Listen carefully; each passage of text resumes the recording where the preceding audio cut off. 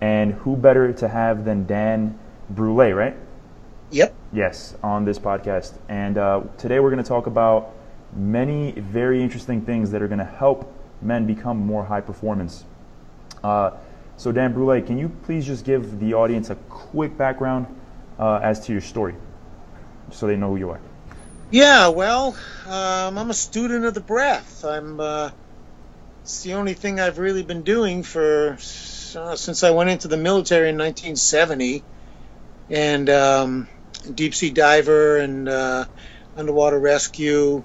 I was an X-ray technician, and I trained a lot of CPR instructors. I was a paramedic, and breathing's just always been my thing. And you have to travel. I had to travel to India, to China, trying to find who knows anything about the breath. And 40 years ago, trying to get breathing techniques into the military for stress and for emotional control and arousal control and mental focus, and they just weren't ready for it. Meditation, schmeditation, they said. And but 40 years later, breathing is, it's the next major key skill set that all high-performing individuals need to have. And I doubt you'll find anybody who's ever achieved anything of real excellence in health or fitness or art who doesn't breathe consciously, who doesn't turn to their breath in certain moments when the average person would not, who doesn't practice certain breathing exercises, So everybody knows martial arts, public speaking, yoga, various spiritual paths. Everybody knows the importance of breathing.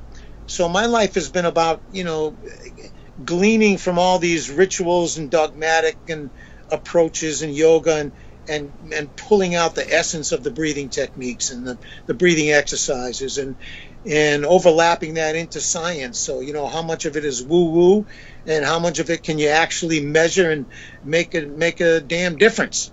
So that's been my passion. I've been 55 countries, and I've had my hands on well over 100,000 people. I'm Tony Robbins, personal breathing coach. You mentioned Mark Divine.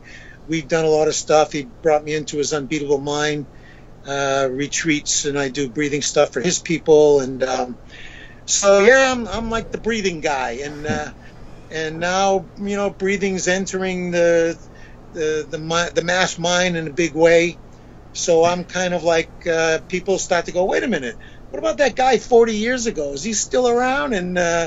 And so it's kind of fun to see the world catching up on some ancient stuff and seeing science start to come up to speed on what ancient yogis and warriors and Taoists and Buddhists have been saying forever. So I love being part of that. That's where I get my juice from. Oh man, that is an amazing background. I'm sure you have some crazy stories to tell. Yeah. And I wanted to start off by asking, what are some things that basically hamper our ability to breathe? What are some mistakes that people commonly make on their journey to mastering the breath? Starting from really early in life, every emotional shock, every psychological shock does something to the breathing. And it leaves a little residue and the little layer. So maybe, I have a shock, I have a trauma, and I recover 99%. But there's that little extra residue that doesn't allow me to completely relax, or my breathing has become a little inhibited. And those things accumulate over time, which is one of the reasons why people end up with various dysfunctional breathing patterns. Under stress, people can resort to dysfunctional breathing patterns, holding their breath, or hyperventilating, or getting the breath up high in their chest, or the breathing becomes really dysfunctional, just because of lack of training. I mean, if you work in high stakes life and death situations, you're trained to breathe. Now in the Navy SEALs and various special forces and first responders, box breathing, for example, or just breath awareness, controlling your breath in those moments of stress and anxiety. People are being trained to do that. And I'm a big believer that whatever works on the battlefield works in the boardroom, and it works in the playing field, and it works in the bedroom. And so, to unlock and put out some of these breathing secrets that until now, you had to kiss somebody's feet or live in an ashram for 20 years or somehow prove that you're deserving. And so I did all that, and I escaped with the secrets, and I'm trying. And so my thing is about creating a very generic approach to breathing, so you don't have to buy into any various philosophies or religious things or worship a guru or any of that stuff. Let's pick out what really works and what doesn't, and arm people with some good knowledge and skills to get them through difficult moments, help them prevent. PTSD is a big deal. Controlling stress and anxiety states. You have an important meeting coming up. How do you show up and the best you can? How do you recover quickly from trauma, from when you get knocked off center? So I work a lot with martial artists, mixed martial artists, fighters, military guys, first responders, and anybody who's working in high stakes kind of environments. Mm-hmm. So it's so interesting that you work with these high performance people. And let's say when you're consulting, like special forces guys and combat oriented individuals, what type of regiments do you give them? Because I know Mark Divine talks about box breathing, and you talk about box breathing and the 5x5 and all that kind of stuff. But when you're working with these guys, is that like the meat of the course that you give them, or what else is there to the regimen that you prescribe to these kinds of men? Well, depending on where you come from. So I have 3 questions I ask myself. I try to answer if I start with someone new. What's your level of health? If you're old and frail and dealing with various illnesses of some kind, we may focus in one direction or another. And what's your degree of skill? Have you practiced breathing exercise? Do you do yoga? What are you already doing? And the third thing is what's your purpose in training? What do you want to see God? You want to get rid of a headache? Where you want more force behind your punches? What do you want? So with those questions answered, I kind of know where to start and which way to go. Mm-hmm. But there are some fundamental things that everybody could do well to know. And so I teach basic fundamentals, and then I do specific training depending on, what's our goal here? What do we want to accomplish? So one of the first things we focus on is breath awareness, training yourself to be conscious of your breathing. When you're stuck in traffic, when someone's insulting you, when you're listening to music, when you're trying to solve a math problem, when you're lifting weights or whatever, to really bring breath awareness up. And that in itself is really powerful, just to be able to observe how you're breathing in certain situations is like really important. So I teach that as a ritualistic practice. First thing in the morning, just do breath watching. Okay, you just not breathing in any special way, but just observing the breath, the sensations of breathing, the movements of breathing. And it's meditation. It's meditative awareness. It's a centering technique, but it also keeps you ahead of a lot of stuff.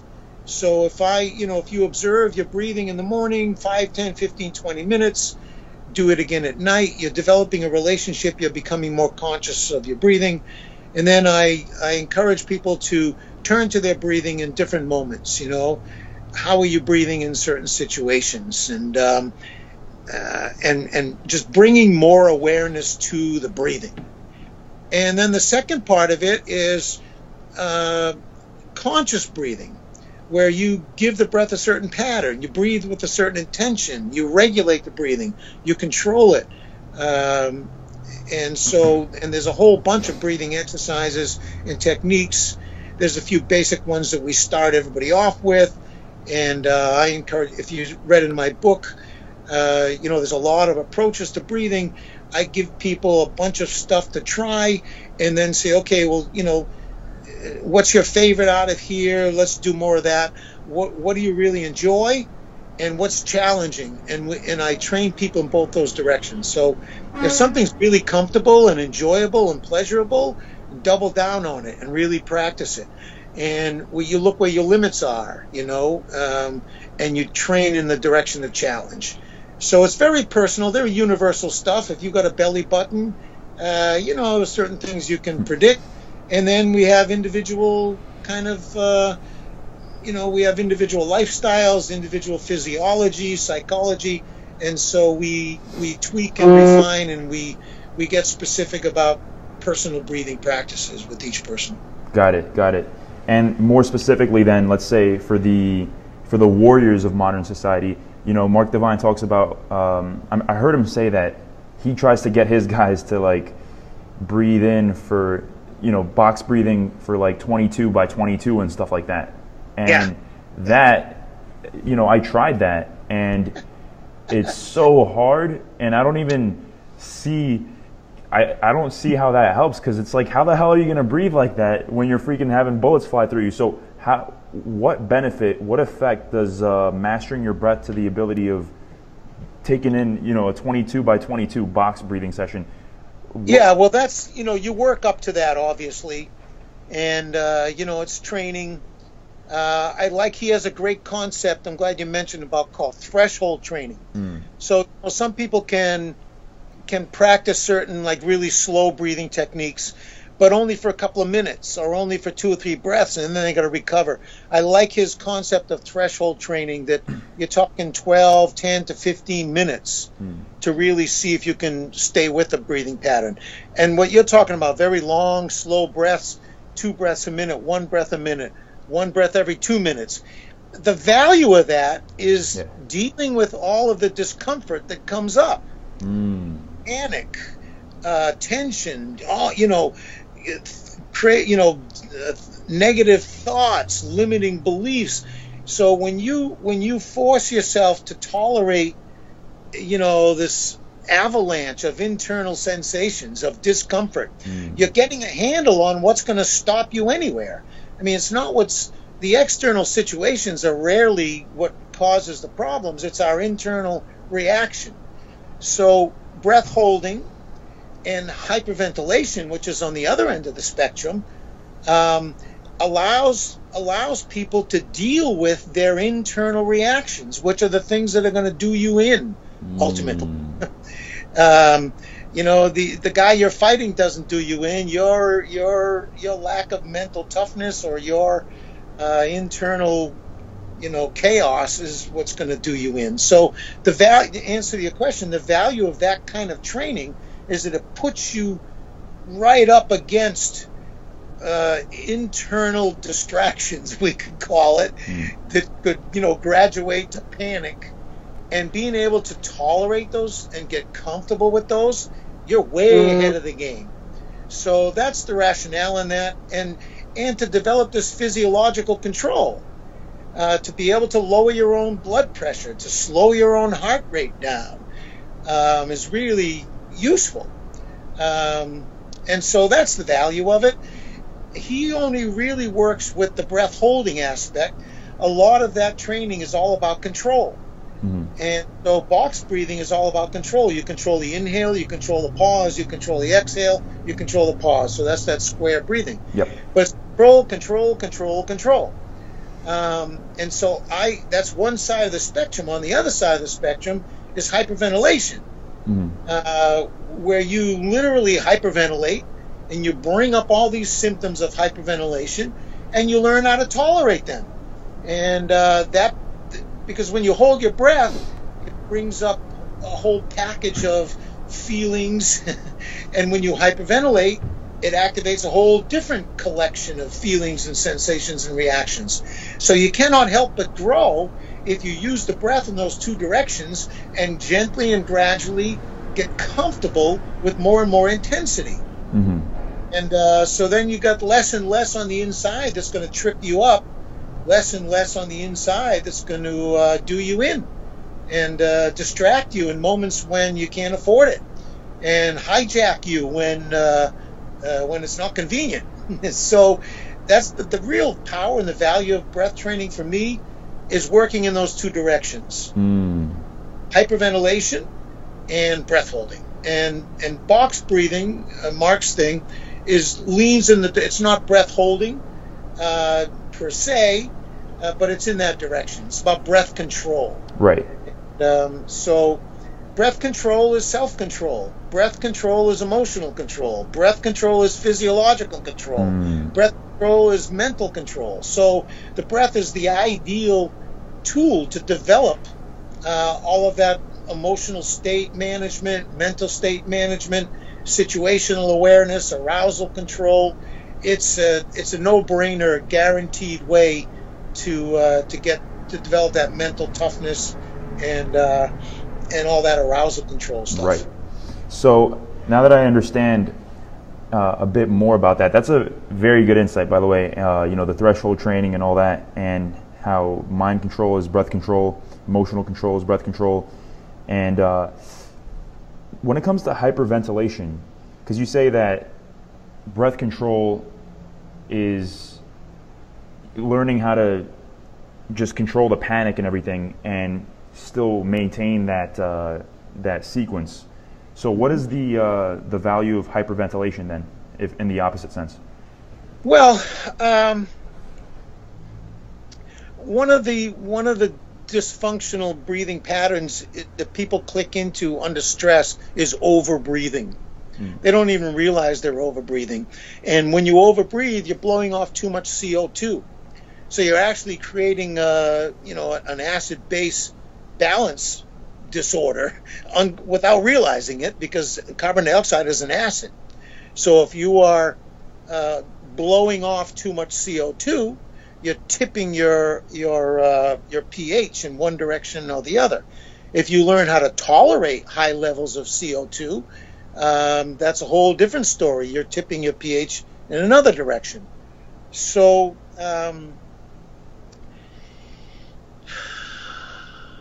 I see hyperventilation, though, from another level. I see it as a kind of spiritual purification, in a way.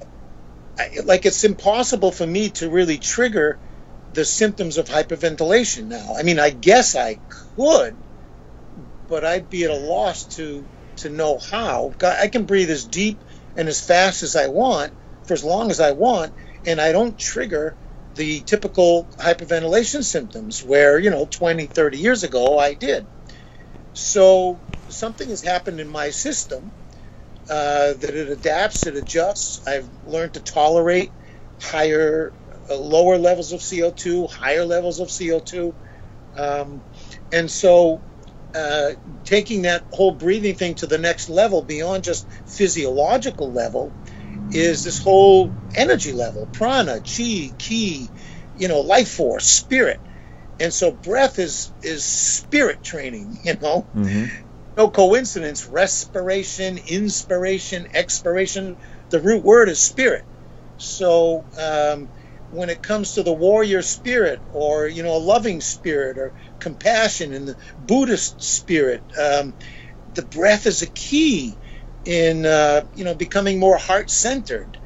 It's a key in transcending ego-related stuff, and so that's getting into the territory where I get most excited. We can teach breathing to get rid of headaches, teach breathing to help with blood pressure, all fantastic stuff. But I'm interested in kind of another level of that. Got it. So, which is why I'm working with really seasoned martial artists, guys like Mark Devine, who've been in the fire. They've already done they don't have a lot of ego shit happening. They have a lot of chi. They can muster up a lot of energy. And so my thing is, hey, if you can break a brick, you can mend a bone. If you can knock somebody to the ground, you can build up your immune system. It's the same energy, just used in a different way. So how do we use the breath to become really good healers? When I was in China, what I realized, hey, in the ancient days, the greatest warriors weren't the best fighters, they were the best healers. You know, you break a bone, but you'd show up on the battlefield the next day. You know, nothing disheartens your enemy more than thinking that they got you, and you just keep getting back up again. And so breathing in a way to heal and recover and accelerate in healing from injuries and prevent injuries. You know, how to learn how to pack chi into the fascia, and so you can receive more blunt force without injury. And where do you muster up energy when you need it? I love this Navy SEAL model that when you think you're totally out of energy, you can't take another step, you still got 40% of energy in your battery. Now, how do you find it? How do you access that? And breathing is a key for, you know, finding that energy when you need it. So definitely. And on the chi end of the spectrum, because you talk about qigong and chi and building it up and everything, this is kind of a little bit outside of the breathing, but what are your thoughts on, you know, like retention and stuff like that for men? Do you think that that's actually a true tool that men can use to become more, you know, high performance? You mean breath retention? No, I mean, you know, retention of the holy seed. Oh, so, yeah.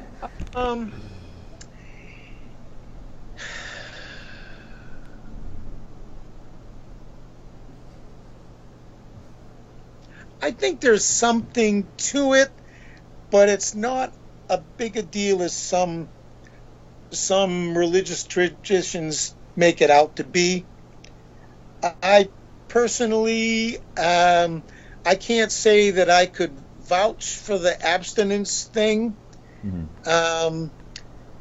However, the Taoist practice of transforming that energy, I definitely am on board. Okay. And the whole tantric approach to activate energy and then sublimate it, you know, activate energy and then absorb it. I'm a big believer in that kind of practice. But personally, I haven't, you know, I didn't go, you know, a year without ejaculating and then compared that to a year of ejaculating every day to find out if one or the other really helped. So if I said yes, I'd be buying into a belief that I haven't really tested. I haven't noticed the difference personally. Okay. So I just had to ask because it is a big subject for a lot of these, or at least some of these teachers, you know. And theoretically, and there's a lot of ways to make sense out of it. So maybe it's more individual than some teachers would like it to be. They would like it to be a strict rule that applies to everybody. I haven't found too many of those rules that apply to everybody. And even when I did, I was often in that small list of the exceptions. And I keep other people open that they might be an exception to the rule also. So I kind of encourage personal practice and be your own scientist and, you know, see what really works for you. There's a lot of philosophical backing for that, but I can't vouch for it with personal experience. Got it. When it comes to, you know, when you speak about controlling the breath, and then you speak about simply just having breath awareness, aka meditative awareness. I'm sure you're familiar with Vipassana, correct? Yeah, many years of Vipassana. Yeah. A lot of great awakenings. Barre, Massachusetts at the Insight Meditation Center back in the you know, mid-70s. I was doing lots of 10-day, 14-day, 9-day Vipassana retreats are really, really useful. Yes, and I've been doing that as well recently. And I have found that Vipassana has been helping me, along with breathing, of course, has been helping me be more in control of my impulses, because when you're practicing Vipassana, you're just sitting very still, and that stillness sort of permeates into the different aspects of your life. So when you're feeling stress and impulsivity, you can kind of relate back to that stillness. So I just wanted to ask you, what are some better ways to develop that ability? Because in today's society, we're so used to instant gratification, and it's so easy to just give in for the easy route for pretty much everything when it comes to food, when it comes to not working out, et cetera, et cetera. So how do you develop better impulse control, more specifically? I use a core technique. It's like I put it in the category of transformational breathing. It's connected breathing, or continuous breathing, or circular breathing, where the inhale is connected to the exhale is connected to the inhale, and it's a continuous connected breathing with no pauses, no gaps, steady, like a wheel turning. And the inhale is active and the exhale is passive. And so it's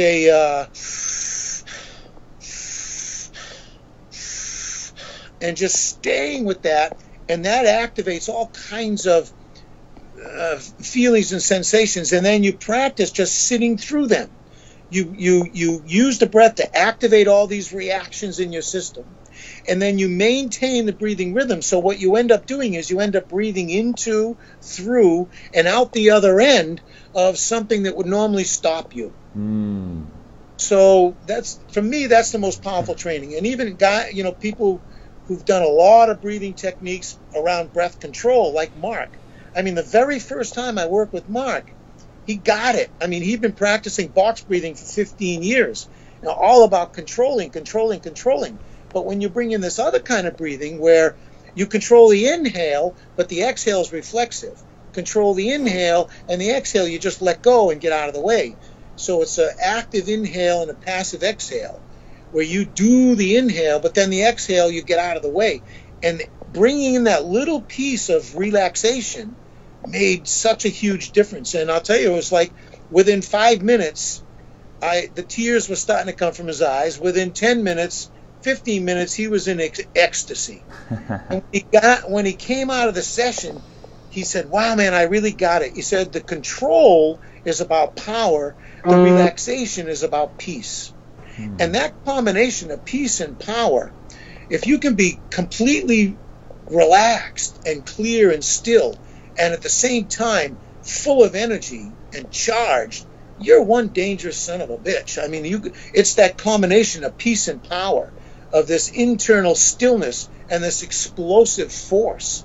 I mean, that's that sweet sauce. That's that magic formula, which is this mix of it's an energized calm. It's a dynamic peace. It's it's like being in the zone, being in the flow state. And so my passion is like guiding people into that experience, that state where you're electric, you're vibrating, you're tingling, there's energy bubbling and boiling, and at the same time you're like in this eye of the storm. You're perfectly clear, the mind is still, the body's completely relaxed, and it's an ecstatic kind of state, really. Very creative state, very resourceful state. It's linked, call it a flow state, being in the zone. And there's a way to navigate with the breath but you got to go through a few things on the way, So if you hyperventilate for a couple of minutes, and for example, you get itchy, so you rub and you scratch, we would teach people, no, just feel that, feel the itching, feel the urge to scratch, feel the tendency, and instead breathe and relax until that goes away. So what you do is you start breathing through layers of things that normally would take you off course, would hijack your energy or your awareness, and that leaves you in a much better state than people who are pushed and pulled around by their physiology, by their emotions, by a wild mind that's jumping to conclusions and fantasizing and negative things. So it gets you through all that stuff. And then with the breath, you have a very quick way to get through those moments when things could go either way. And if they go one way, you're in shit. And so the breath becomes this very powerful way for us to get through moments that normally would stop the average person. Got it. Got it. Wow, that is beautifully said. And yeah, I really like what you said about being in the zone and how it's a combination of peace and power. And on some level, I feel like I've been thinking about that because, you know, I've been on this journey for a few years myself, and it's easy to get caught in the trap of, you know, when you start reading all these texts about like Buddhism and Taoism and stuff, and you start thinking, man, I got to be peaceful all the time. But then you start, you know, listening to guys like Tony Robbins, and then guys that talk about entrepreneurship and, you know, creating businesses and all this other stuff, and you're like, I got to be go, go, go, go, go. So it's easy to get caught in one or the other. Yep. Yeah. And you got, rather than one or the other, you open and expand, you relax and let go, and you kind of transcend. You get to, you know, and it's, have you read Stealing Fire? Stealing Fire? No, I have not. Oh, Jesus, put it on your list. Stealing Fire. You know, because it's this, when you're in that zone, when you're in the flow state, there are certain recognizable things, like a sense of selflessness. You like transcended the ego. There's a sense of timelessness. Something happens to time. It slows down, it speeds up, but something happens to time. And there's also this element of richness of experience. It's like your intuitive centers are open, your antenna open, and you're getting more information, you know, in a moment than you normally would. I can remember reading from Ted Williams, famous baseball player. He when he was in the zone and the pitcher's throwing this ball at him 100 miles an hour, he said he could see the stitches on the baseball. You know, like that's freaking. And it wasn't just, you know, he wasn't just saying that. He had those moments when he literally could see the stitches on a baseball flying at him at 100 miles an hour. And Mario Andretti talked about driving around in his race car 200 miles an hour, and he could pick out individual faces in the crowd of 100,000 people driving 200 miles an hour, and he had very clear, you know, faces in the crowd, details. You know, when you get that level of perception happening, something is cracked open in you, and it's one of those elements in this ecstatic state or the flow state that's identified. And the fourth thing is this: it's this kind of a spiritual experience. There's no other way to talk about it. And when people try to talk about it, they resort to all this religious spiritual language. So there's something, even for people who aren't religious, there's something, they have this as an experience, you know. And so if you read through Stealing Fire, they've done a really great job of identifying the biochemical elements of the state and a lot of the anecdotal descriptions from high performers and so on. They've done a really great job. But almost everything they talk about in that flow state, every single person I've ever breathed with has had those experiences. So for me, there's all these other ways to get to this kind of state, and over and over again it's been proven to me that if you just breathe, if you find a way through the breath to achieve those same high states that the great warriors and saints and mystics, usually it took them years of training and who knows what, but the average person in a very short time can achieve those same states and those same abilities. I think that's pretty freaking exciting. Oh yeah, that is amazing. And I've definitely experienced flow states after all these years of breathing. And I wanted to just end it with I have like two questions, but I'm hesitating which one to ask. But basically, you know what, I'll ask this one, because I know you talk about spirituality, and that's something that a lot of people are, you know, polarized about. And I just wanted to get your take on the law of attraction and how that coincides with breathing.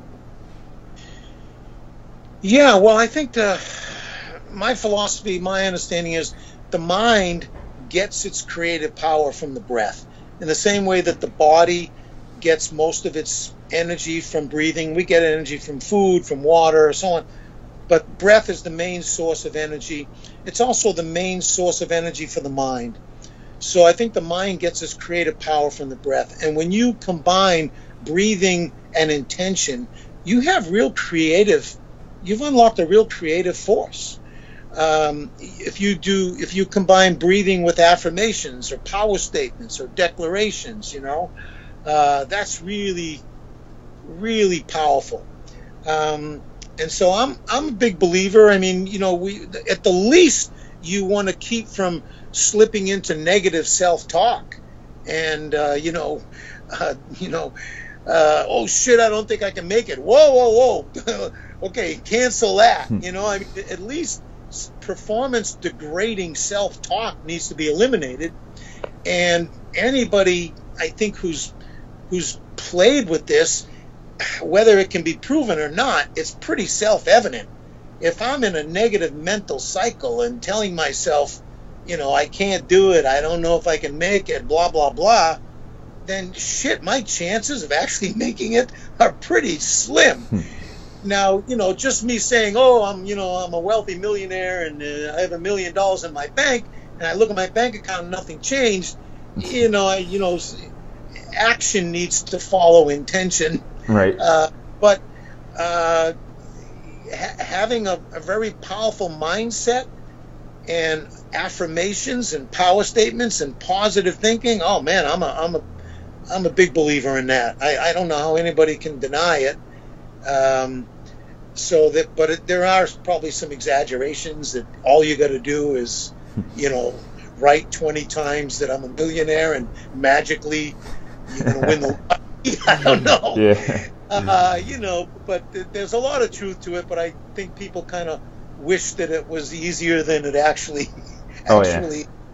I could definitely see that. Yeah, you combine positive thinking with breathing, that's hugely powerful. Like how would you combine it? Would you do, for instance, like you would breathe in and then on the exhale say like an affirmation, or what would be a way to do it?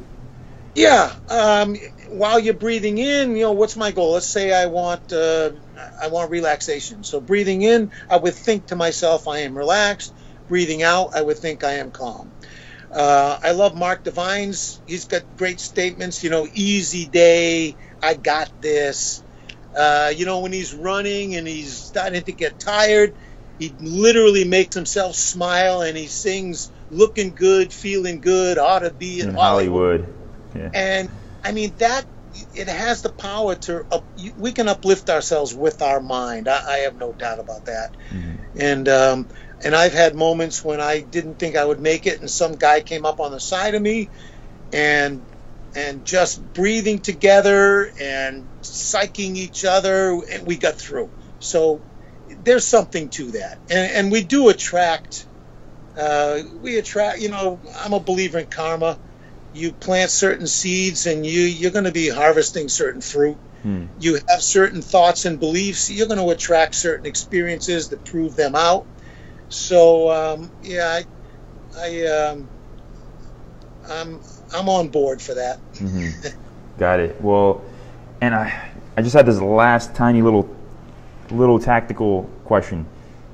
Mantras, are they good, or are they just concentrated thought, and it's better to just observe the breath?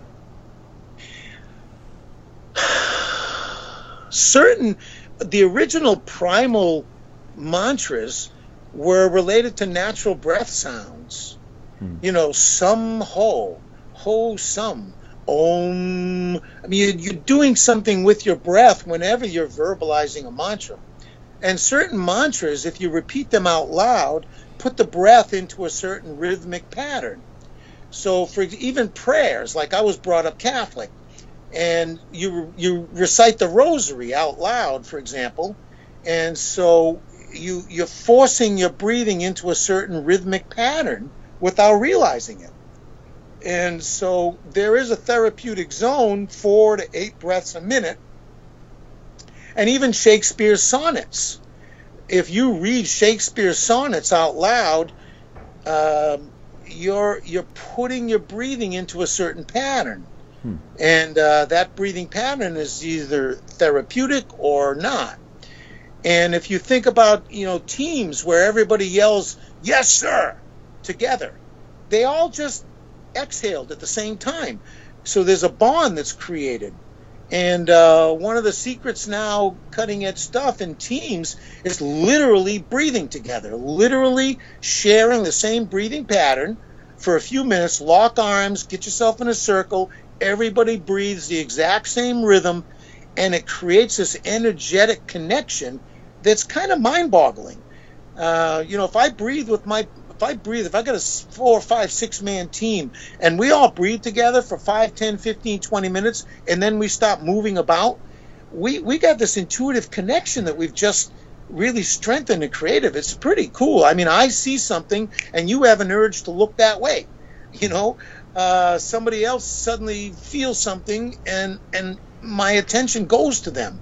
So it's pretty cool, the energetic intuitive connection that is formed when people breathe together. Yes. So that's something I'm really into these days. And what are the limits of that, and what are the possibilities connected to that? I'm sure you're gonna find a lot more insights for us, some juicy ones about connection. We're all learning, man. Yeah. Well, this was amazing. I really appreciate this talk. And where can people find out more about you and get coaching and books and things like that? Yeah, go to breathmastery.com.